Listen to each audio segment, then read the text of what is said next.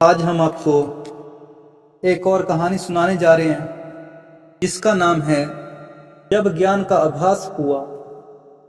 एक थे साधु बाबा। ये अपने शिष्यों के साथ नगर नगर घूमा करते थे। इसी तरह घूमते घूमते वे माधव नगर में आ पहुंचे। वहां पहुंचने पर उन्होंने देखा कि नगर में अशांति छाई हुई है। चारों तरफ अज्ञान का अंधकार अपना साम्राज्य बनाए हुए हैं। राजा में हाहाकार मचा हुआ है। राजा इन सब बातों से दूर उदासीतापूर्ण जीवन व्यतीत कर रहा है। यह सब देखकर उनका मन पिघल गया। साधु बाबा का इस नगर में आज तीसरा दिन था। शिष्य भी चकित थे, कारण कि साधु बाबा किसी जगह एक दिन से ज्यादा ठहरते ही नहीं थे।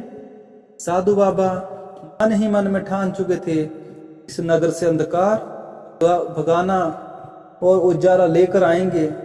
इसी प्रयोजन के तहत वे राजा के पास उनके दरबार में मिलने गए। दरबार में जब वे हाजिर हुए, उन्होंने देखा राजा अपने चापलूस मंत्रियों से घिरा हुआ था। उनको देखकर राजा ने कहा, साधु बाबा, कहिए मैं आपकी क्या सेवा कर सकता हूँ। इस पर साधु बाबा ने कहा, मान्यवर, मुझे आपके नगर में कुटिया और आश्रम बनाने के लिए जगह चाहिए। इतना सुनना था कि राजा ने राशि अंदाज में कहा, साधु बाबा, जहां उचित लगे वहीं कुटिया और आश्रम बना लीजिए। सुनकर साधु बाबा मुस्कुरा उठे थे। साधु बाबा को माधव नगर में रहते कई महीने बीत गए थे। उन्होंने नगर के ठीक बीचों बीच अपनी कुटिया और आश्रम बनाया था।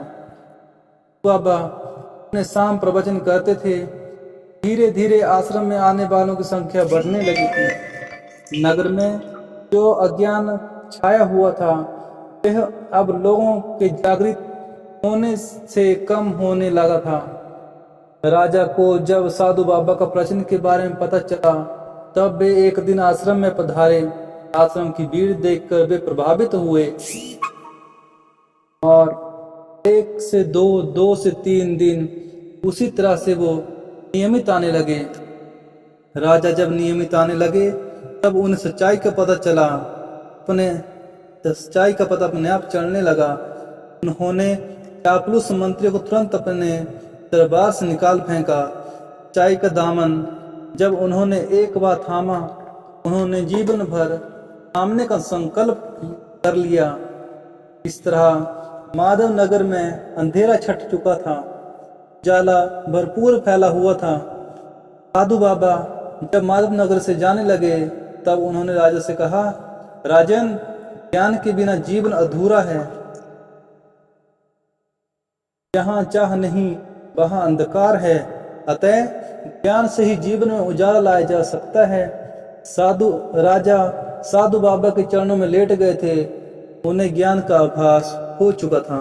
अगर आपको हमारी वीडियो अच्छी लगी हो तो कृपया हमारे चैनल को सब्सक्राइब, लाइक, कमेंट, शेयर करना बिल्कुल न भूलें। धन्यवाद।